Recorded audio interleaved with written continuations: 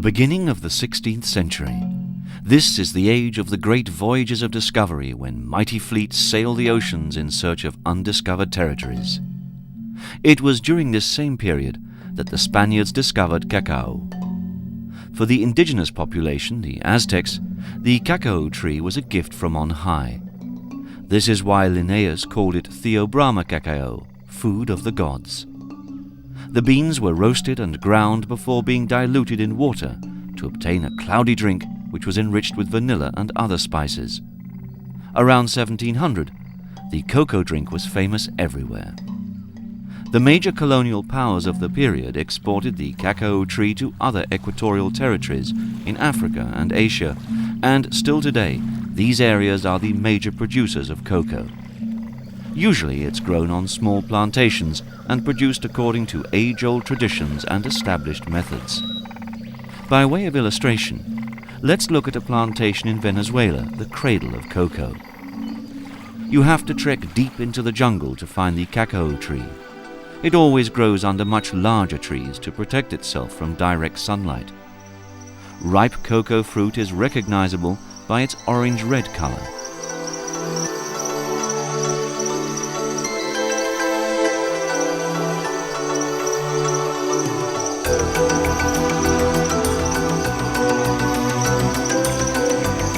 It's picked just as soon as the fruit has ripened.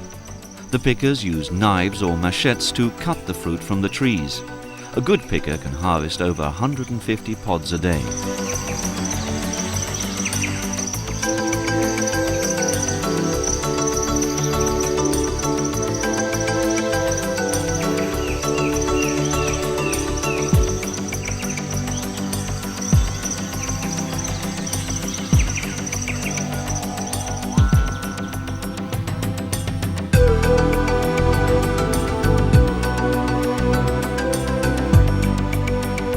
Pods are then sliced in two with a machete.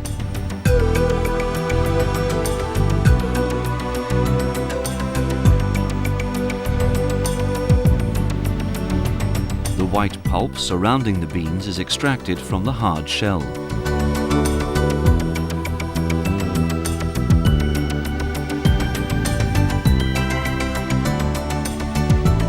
The beans are separated from the pulp by hand and put into wooden boxes to ferment.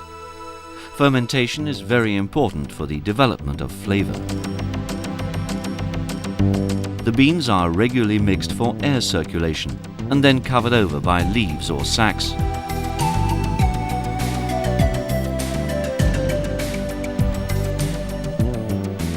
After fermentation, the beans are dried in the sun and are turned regularly.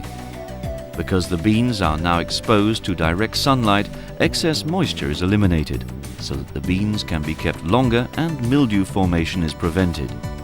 When rain is imminent, these removable covers are pulled over the beans so that they remain dry.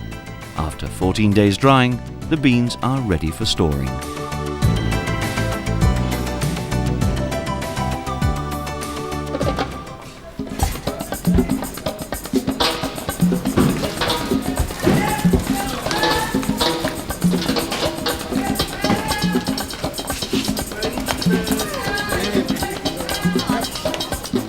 Traditionally, after the beans are weighed, they're checked for aroma by experts who can recognize quality beans by their smell alone.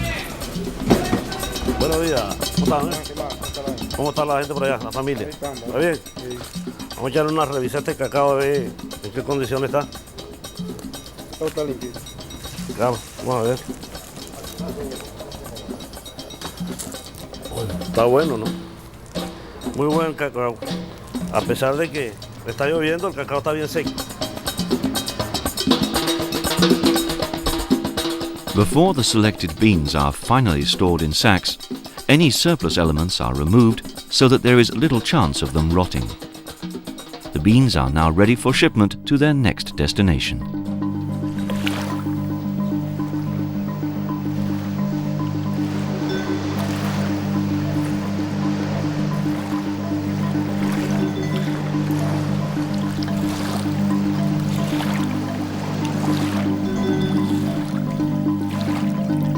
Amsterdam, a city where traditionally many cargoes of cocoa beans are landed for further processing.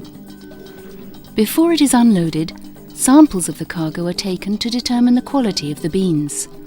If they meet the prescribed criteria, the beans are sent for further processing.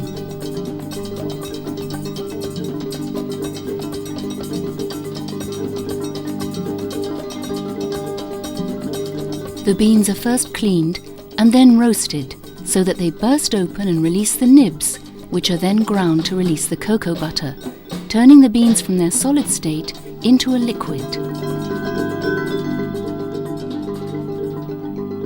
This is a highly complex operation which is dependent on the various types of cocoa, and nowadays this process is usually fully automated.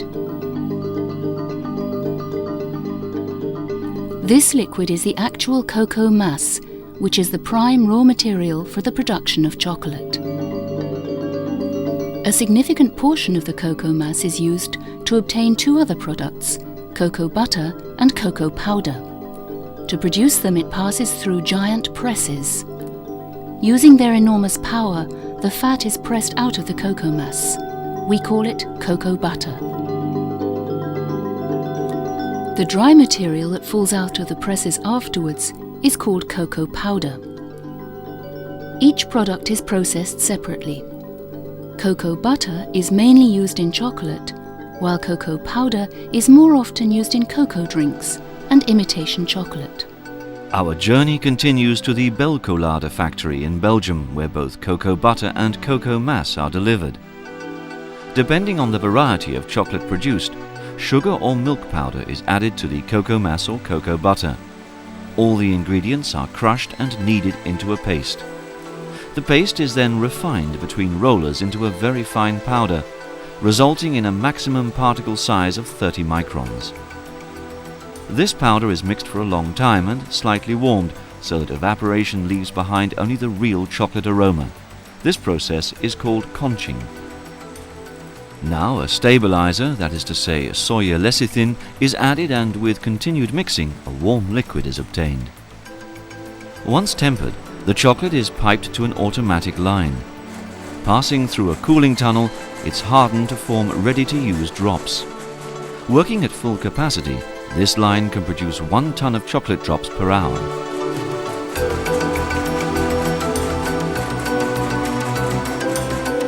Special storage tanks and rooms ensure that the chocolate is stored in optimal conditions so that this real Belgium chocolate can be delivered in ideal condition in either solid or liquid form to customers all over the world.